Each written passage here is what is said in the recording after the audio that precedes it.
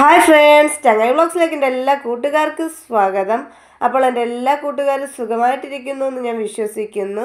അപ്പോൾ ഇന്നത്തെ എൻ്റെ കൂട്ടുകാർക്ക് വേണ്ടിയിട്ട് ഞാൻ കൊണ്ടുവന്നിട്ടുള്ളൊരു വീഡിയോ നമ്മുടെ അടപ്രഥമനൊക്കെ എടുക്കുന്ന അരിയടയുടെ റെസിപ്പിയാണ് കേട്ടോ. അപ്പോൾ നമ്മൾ പ്രഥമനൊക്കെ ഉണ്ടാക്കാനായിട്ട് കടയിൽ പോയി അട മേടിക്കാറല്ലേ പതിവ്. പക്ഷേ നമുക്ക് വീട്ടിൽ തന്നെ ഇത് 2 മിനിറ്റ് കൊണ്ട് തയ്യാറാക്കി എടുക്കാൻ പറ്റും. അത്രയും സിമ്പിളാണ് അടയുടെ റെസിപ്പി എന്ന് പറയുന്നത്.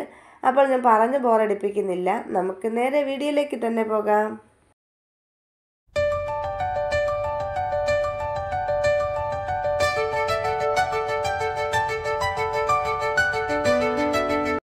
അപ്പോൾ ഇന്നത്തെ നമ്മുടെ സ്പെഷ്യൽ വീഡിയോ അരി അട റെസിപ്പിയാണ്. അതായത് നമ്മൾ അടപ്രഥമൻ വെക്കാനായിട്ട് ഉപയോഗിക്കുന്ന അടയാണ് ഇന്ന് തയ്യാറാക്കി എടുക്കുന്നത്. അതിനാവശ്യമായിട്ട് 1 കപ്പ് അളവിൽ പച്ചരിയാണ് ഞാൻ വെള്ളത്തിലിട്ട് കൊടുത്തിട്ടുള്ളത്. നല്ലതുപോലെ കഴുകിയതിന് ശേഷം മാത്രം കുതിർക്കാനായിട്ട് വെച്ച് കൊടുക്കുക. അപ്പോൾ ഒരു 4 മണിക്കൂർ മിനിമം നമ്മൾ പച്ചരി കുതിർത്തെടുക്കേണ്ടതായിട്ടുണ്ട്. അപ്പോൾ പച്ചരിയൊക്കെ ഞാൻ കുതിർത്തെടുത്തിട്ടുണ്ട്.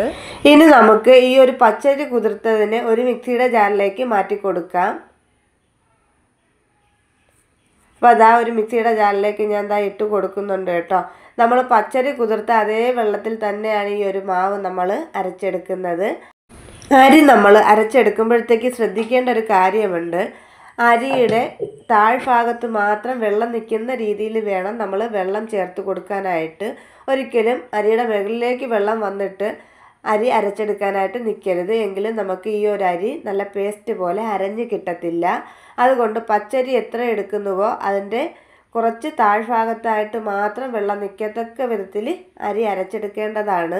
അപ്പം മുന്നേയൊക്കെ നമ്മൾ ഈ ഒരു അട വീട്ടിൽ തയ്യാറാക്കുന്ന സമയത്ത് വാഴയില എടുത്തിട്ട് അതിൻ്റെ പുറത്തേക്ക് ചെറുതായിട്ട് സ്പൂൺ വെച്ച് ഈ ഒരു മാവ് കൂട്ട് ഒഴിച്ച് കൊടുത്തിട്ട് ഒന്ന് തളിച്ച് കൊടുത്ത് അതിനെ ഒന്ന് റോളാക്കി എടുത്തിട്ടാണ് നമ്മൾ ഈ ഒരു അട തയ്യാറാക്കിക്കൊണ്ടിരുന്നത്. എളുപ്പത്തിൽ നമുക്ക് തയ്യാറാക്കി എടുക്കാൻ പറ്റുന്നൊരു മെത്തേഡാണ് ഈ ഒരു രീതിയിൽ. എൻ്റെ കൂട്ടുകാരൊന്ന് തയ്യാറാക്കിയിട്ട് നോക്കണം കേട്ടോ. അപ്പോൾ മാവ് കൂട്ടിലേക്ക് ആവശ്യത്തിനുള്ള 3 സ്പൂൺ പഞ്ചസാര ഞാൻ ചേർത്ത് കൊടുക്കുന്നുണ്ട്. നമ്മൾ അരി ഇടയ്ക്ക് ചെറിയൊരു മധുരം ഉണ്ടാകും. ആ ഒരു മധുരത്തിന് വേണ്ടിയിട്ട് പഞ്ചസാര ഞാൻ ചേർത്ത് കൊടുത്തു. പിന്നെ ഇതിലേക്ക് അല്പം മാത്രം ഉപ്പ് ഞാൻ ചേർത്ത് കൊടുക്കുന്നുണ്ട്. ഉപ്പും കൂടി ചേർത്ത് കൊടുത്തിട്ട് സ്പൂൺ വെച്ചിട്ട് നല്ലതുപോലെ ഇളക്കി യോജിപ്പിച്ചിട്ട് എടുക്കാവുന്നതാണ്. അപ്പോൾ ഉപ്പും നമ്മുടെ പഞ്ചസാരയൊക്കെ നല്ലതുപോലെ ഈ ഒരു മാവ് കൂട്ടിൽ അലിഞ്ഞ് കിട്ടുന്നത് വരെ ഇളക്കി യോജിപ്പിച്ച് കൊടുക്കുക. അതിനുശേഷം ഇതിലേക്ക് ഒരു വലിയ സ്പൂൺ അളവിൽ നെയ്യാണ് ഞാൻ ഒഴിച്ചു കൊടുക്കുന്നത്. നെയ്യുടെ ടേസ്റ്റ് നിങ്ങൾക്ക് ഇഷ്ടമില്ല എന്നുണ്ടെങ്കിൽ വെളിച്ചെണ്ണ ചേർത്ത് കൊടുക്കാവുന്നതാണ്. വേറെ ഒരു കുക്കിംഗ് ഓയിലും എടുക്കാൻ പാടില്ല. വെളിച്ചെണ്ണയോ നെയ്യോ തന്നെ ഇതിലേക്ക് ചേർത്ത് കൊടുക്കണം കേട്ടോ. അപ്പോൾ ഞാൻ നെയ്യാണ് ഇതിലേക്ക് ചേർത്ത് കൊടുത്തിട്ടുള്ളത്. അതും കൂടി നല്ലതുപോലെ ഒന്ന് മിക്സ് ചെയ്തെടുക്കാം. അപ്പോൾ നമ്മുടെ അടയ്ക്ക് വേണ്ടിയിട്ടുള്ള അരിക്കൂട്ട് ഇവിടെ റെഡിയാക്കി എടുത്തിട്ടുണ്ട്. ഇനി ഞാൻ ഇതിനെ ഒരു പാത്രത്തിലേക്കാണ് മാറ്റി കൊടുക്കുന്നത്. വളരെ സിമ്പിളാണ് കേട്ടോ ഇത് റെഡിയാക്കി എടുക്കാനായിട്ട്. അപ്പോൾ അതിന് വേണ്ടിയിട്ടുള്ള പാത്രമൊക്കെ ഞാൻ ഇവിടെ എടുത്ത് വെച്ചിട്ടുണ്ട്. നല്ല 2 സ്റ്റീൽ പാത്രമാണ് എടുത്തിട്ടുള്ളത്. ഉണങ്ങിയ പാത്രമാണ് എടുത്തിട്ടുള്ളത് കേട്ടോ. അതിൻ്റെ പുറത്തേക്ക് കുറച്ച് നെയ്യൊന്ന് ഒഴിച്ചു കൊടുക്കുന്നുണ്ട്. അതിനുശേഷം കൈകൊണ്ട് തന്നെ നമുക്കിതൊന്ന് തേച്ച് പിടിപ്പിച്ച് കൊടുക്കാം. അപ്പോൾ 2 പാത്രത്തിൽ നെയ്യ് ഞാൻ ഒഴിച്ചു കൊടുക്കുന്നുണ്ട് കേട്ടോ. അപ്പോൾ വാഴയിലയിലൊക്കെ ആണെങ്കിലും നമുക്ക് ഇതേ രീതിയിൽ തന്നെയാണ് തയ്യാറാക്കുന്നത്.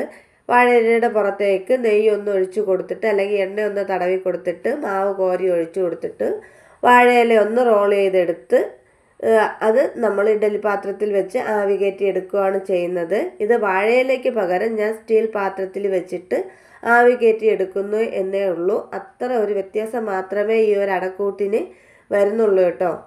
അപ്പോൾ പാത്രത്തിലൊക്കെ നെയ്യൊന്ന് തടവി കൊടുത്തിട്ടുണ്ട്. ഈ പാത്രത്തിൽ നെയ്യോ വെളിച്ചെണ്ണയോ നമ്മൾ തടവി കൊടുക്കുന്ന എന്തിനാണെന്ന് വെച്ചിട്ടുണ്ടെങ്കിൽ നമ്മുടെ മാവ് കൂട്ടി ഇതിലേക്ക് ഒട്ടിപ്പിടിച്ചിരിക്കാതിരിക്കാനാണ് കേട്ടോ. അപ്പോൾ പാത്രമൊക്കെ ഞാൻ നെയ്യൊക്കെ തടവി എടുത്തിട്ടുണ്ട്. അപ്പോൾ ഈ ഒരു മാവ് കൂട്ട് നമുക്ക് പാത്രത്തിലേക്ക് ഒഴിച്ചു കൊടുക്കാം. അപ്പം മാവ് കൂട്ടിൻ്റെ പരുവം നിങ്ങൾ കണ്ടല്ലോ. നമ്മൾ നൂൽ ദോശയ്ക്കൊക്കെ തയ്യാറാക്കുന്ന രീതിയിൽ കുറച്ച് ലൂസായിട്ട് വേണം നമ്മുടെ മാവ് കൂട്ടിരിക്കാനായിട്ട്. അതുപോലെ തന്നെ നമ്മൾ പാത്രത്തിൽ ഒഴിച്ചു കൊടുക്കുമ്പോഴത്തേക്ക് തീരെ നൈസായിട്ട് വരത്തക്ക രീതിയിൽ തന്നെ മാവ് ഒഴിച്ചു കൊടുക്കാനായിട്ട് ശ്രദ്ധിക്കണം. കട്ടി കൂടിപ്പോകാൻ പാടില്ല. കണ്ടോ, ഇത്രമാത്രം മതി കേട്ടോ. നമ്മുടെ അട തയ്യാറാക്കാനായിട്ടുള്ള മാവ് കൂട്ട് അപ്പോൾ ഒരു പാത്രത്തിലേക്ക് മാറ്റിയിട്ടുണ്ട്. ഇനി നമുക്ക് അടുത്ത പാത്രത്തിൽ കൂടി ഇതേപോലെ മാവ് കൂട്ട് ഒഴിച്ചു കൊടുക്കാവുന്നതാണ്. അപ്പോൾ കണ്ടല്ലോ മാവിൻ്റെ പരുവമൊക്കെ എങ്ങനെയാണെന്നുള്ളത്. നീർദോശയ്ക്ക് നമ്മൾ നേർത്തല്ലേ മാവ് എടുക്കാറുള്ളൂ, അതേപോലെ ആയിരിക്കണം നമ്മുടെ മാവ്. കുറച്ച് നല്ല ലൂസായിട്ട് തന്നെ ഇരിക്കാൻ ശ്രദ്ധിക്കുക. ഇതാ അപ്പോൾ 2 പാത്രത്തിലും ഞാൻ ആ ഒരു മാവ് കൂട്ടിനെ ഒഴിച്ചു കൊടുത്തിട്ടുണ്ട്. തീരെ നൈസായിട്ടാണ് ഒഴിച്ചു കൊടുത്തിട്ടുള്ളത് കേട്ടോ, നിങ്ങൾക്ക് കാണുമ്പോൾ തന്നെ മനസ്സിലാവുന്നുണ്ടാകും. ഇനി നമുക്ക് ഇതൊരു ഇഡ്ഡലിത്തട്ടിലേക്ക് മാറ്റി കൊടുക്കാം. അപ്പോൾ ഇതാ ഇഡ്ഡലിത്തട്ടിലേക്ക് ഞാൻ ഇറക്കി വെച്ച് കൊടുത്തിട്ടുണ്ട്. ഇനി ഇതാ ഇഡ്ഡലി പാത്രമൊക്കെ നല്ലതുപോലെ ഒന്ന് മൂടി കൊടുത്തിട്ടുണ്ട്. ഇനി നമുക്കൊരു 3-4 മിനിറ്റ് ഒന്ന് ഇതിനെ ആവി കയറാനായിട്ട് വെയിറ്റ് ചെയ്യാം. ഇതാ 4 മിനിറ്റൊക്കെ ആയപ്പോഴത്തേക്ക് ഞാൻ ഇതിനെ ഒന്ന് തുറന്ന് നോക്കുവാണ് കേട്ടോ. അപ്പോൾ ഇതാ ഇഡ്ഡലി പാത്രം ഒന്ന് തുറന്ന് നോക്കിയപ്പോഴത്തേക്കും നമ്മുടെ അടയൊക്കെ നല്ല സൂപ്പറായിട്ട് റെഡിയായി കിട്ടിയിട്ടുണ്ട്. തീർച്ചയായിട്ടും എൻ്റെ എല്ലാ കൂട്ടുകാരും എൻ്റെ എല്ലാ വീഡിയോസിനും തരുന്ന സപ്പോർട്ട് സ്നേഹവും ഈ ഒരു വീഡിയോയിൽ ഞാൻ പ്രതീക്ഷിക്കുന്നുണ്ട്. അപ്പോൾ നമ്മൾ രണ്ടാമത് റെഡിയാക്കി വെച്ചിട്ടുള്ള ആ ഒരു പ്ലേറ്റിലെ അടയ്ക്ക് വേണ്ടിയിട്ടുള്ള മാവ് കൂട്ടും ഇഡ്ഡലി പാത്രത്തിലേക്ക് വെച്ച് കൊടുത്തിട്ടുണ്ട്. അതും നമുക്കൊരു 3-4 മിനിറ്റ് ഒന്ന് ആവി കയറ്റിയിട്ടെടുക്കാം കേട്ടോ. അപ്പോൾ ഇതാ നമ്മൾ 2 പാത്രത്തിൽ വെച്ചിട്ടുള്ള അടയും ഇവിടെ റെഡിയായി കിട്ടിയിട്ടുണ്ട്. കുറച്ചൊന്ന് തണുക്കാനായിട്ട് നമുക്ക് വെച്ച് കൊടുക്കാം. തണുത്തതിന് ശേഷം ചെറിയ ചെറിയ പീസുകളായിട്ട് നമുക്കിതിനെ കട്ട് ചെയ്തെടുക്കാവുന്നതാണ് കേട്ടോ. അപ്പോൾ ഇതാ നമ്മുടെ അടയൊക്കെ നല്ലതുപോലെ തന്നെ തണുത്ത് വന്നിട്ടുണ്ട്. 2 അടയും നല്ലതുപോലെ തണുത്ത് വന്നിട്ടുണ്ട്. ഇനി ഞാനൊരു കത്തി വെച്ചിട്ട് ഇതിനെ ചെറിയ ചെറിയ കഷ്ണങ്ങളായിട്ട് മുറിച്ച് കൊടുക്കുന്നുണ്ട്. കണ്ടോ, വളരെ സിമ്പിളാണ് കേട്ടോ. അപ്പോൾ കാണുമ്പോൾ നിങ്ങൾ വിചാരിക്കും ഇത്രയും പാടാണോ? പാടൊന്നുമില്ല, വളരെ എളുപ്പത്തിൽ തന്നെ തയ്യാറാക്കി എടുക്കാവുന്നതാണ്. അപ്പോൾ അടയൊക്കെ ഞാൻ എന്താ ചെറിയ ചെറിയ പീസാക്കി മാറ്റിയിട്ടുണ്ട് കേട്ടോ. കണ്ടോ, നല്ല പെർഫെക്റ്റ് ആയിട്ട് തന്നെ നമ്മുടെ അരിയട എളുപ്പത്തിൽ തയ്യാറാക്കി എടുത്തിട്ടുണ്ട്. ഇത്രയേ ഉള്ളൂ നമുക്ക് അട ഉണ്ടാക്കിയെടുക്കാനായിട്ട്. കണ്ടല്ലോ, ഇനി നമുക്ക് ഇതൊരു പാത്രത്തിലേക്ക് മാറ്റി കൊടുക്കാം. മാറ്റി കൊടുത്തതിന് ശേഷം ഇപ്പോൾ ഞാനിത് ഫ്രിഡ്ജിലേക്കാണ് മാറ്റി കൊടുക്കുന്നത്. നിങ്ങൾക്ക് വേണമെങ്കിൽ നല്ല വെയിലൊക്കെ ഉള്ള സമയമാണെങ്കിൽ പുറത്ത് വെച്ച് കൊടുത്തിട്ട് ഇതിനെ ഒന്ന് നല്ലതുപോലെ ഉണക്കി എടുക്കാവുന്നതാണ്. ഉണക്കിയതിന് ശേഷം പാത്രത്തിലിട്ട് അടച്ച് നമുക്ക് ആവശ്യമുള്ളപ്പോൾ എടുത്തുപയോഗിക്കാവുന്നതാണ് കേട്ടോ. ഇപ്പോൾ ഞാനിത് ഫ്രിഡ്ജിലാണ് വെച്ച് കൊടുക്കുന്നത്, പുറത്ത് വെച്ച് കൊടുക്കുന്നില്ല. കുറച്ച് മഴയൊക്കെ ഉള്ള സമയമായതുകൊണ്ട് തന്നെ പുറത്തൊന്നും വെച്ച് കൊടുക്കുന്നില്ല. ഇത് ഫ്രിഡ്ജിലേക്ക് മാറ്റി കൊടുക്കുവാണ് കേട്ടോ. ഫ്രിഡ്ജിലേക്ക് മാറ്റി കൊടുത്തതിന് ശേഷം ഞാൻ അതിൻ്റെ പിറ്റേ ദിവസമാണ് പിന്നെ വീഡിയോ എടുത്തിട്ട് നിങ്ങൾക്ക് കാണിച്ചു തരുന്നത്. നിങ്ങൾക്ക് അപ്പോൾ തന്നെ ഈ ഒരു അട പ്രഥമൻ ഉണ്ടാക്കണമെങ്കിൽ ഫ്രിഡ്ജിലൊന്നും വെക്കേണ്ട ആവശ്യമില്ല. ഉടനെ തന്നെ നമുക്ക് പ്രഥമൻ ഉണ്ടാക്കിയെടുക്കാവുന്നതാണ്. നമ്മൾ റെഡിയാക്കിയിട്ടുള്ള അട ഒരു പാത്രത്തിലേക്ക് മാറ്റിയിട്ട് ഫ്രിഡ്ജിൽ വെച്ച് കൊടുത്തിട്ടുണ്ടായിരുന്നു. അത് പിറ്റേ ദിവസമായപ്പോഴത്തേക്ക് നമ്മുടെ അടയൊക്കെ നല്ല പെർഫെക്റ്റായിട്ട് തന്നെ റെഡിയായി കിട്ടിയിട്ടുണ്ട്. കണ്ടോ, ഇനി ഇതിനെ ഞാനൊരു പാത്രത്തിലേക്ക് തട്ടിയിട്ടിട്ട് കാണിച്ചു തരാം. കണ്ടോ, ഒന്നിനൊന്നും ഒട്ടിപ്പിടിക്കാതെയൊക്കെയാണ് നമ്മളെ അട റെഡിയായി കിട്ടിയിട്ടുള്ളത്. വെയിലത്ത് വെച്ചാൽ നമുക്ക് ഇതേപോലെ തന്നെ റെഡിയായി കിട്ടുന്നതായിരിക്കും. അപ്പോൾ വെയിലില്ലാത്ത സമയത്താണ് അട തയ്യാറാക്കുന്നുണ്ടെങ്കിൽ ഫ്രിഡ്ജിൽ വെച്ചിട്ട് നിങ്ങൾക്ക് ഇതേപോലെ റെഡിയാക്കി എടുക്കാം. അപ്പോൾ നമ്മൾ കുറച്ച് ദിവസം നമുക്ക് വെച്ചിരുന്നിട്ട് എടുക്കാനാണ് അട തയ്യാറാക്കുന്നതെന്നുണ്ടെങ്കിൽ തീർച്ചയായിട്ടും നല്ല രീതിക്ക് ഒരു 3-4 ദിവസം ഫ്രിഡ്ജിൽ സൂക്ഷിച്ച് വെച്ചിട്ട് പ്രഥമൻ ഉണ്ടാക്കുന്ന സമയത്ത് എടുത്തിട്ട് അട നമുക്ക് ആവശ്യത്തിനെടുത്ത് ഉപയോഗിക്കാവുന്നതാണ്.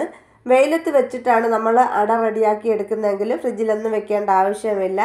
നല്ല അടപ്പ് ഏറൊന്നും കിടക്കാത്ത അടപ്പുള്ള പാത്രത്തിൽ വെച്ച് അടച്ച് വെച്ചിട്ട് പുറത്ത് വെച്ചിരുന്ന് തന്നെ ആവശ്യത്തിന് നമുക്കെടുത്ത് ഉപയോഗിക്കാവുന്നതാണ്.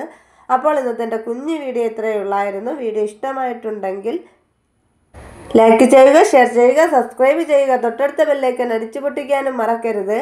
അപ്പോൾ അതിലൊരു ഓളനിമിഷം കാണിക്കും. അതിൽ കൂടി ഒന്ന് ക്ലിക്ക് ചെയ്താൽ മാത്രമേ ഞാനിടുന്ന വീഡിയോസിൻ്റെ നോട്ടിഫിക്കേഷൻ നിങ്ങൾക്ക് ലഭിക്കുകയുള്ളൂ. അപ്പോൾ പുതിയൊരു വീഡിയോയിൽ കാണാം. ടാറ്റാ.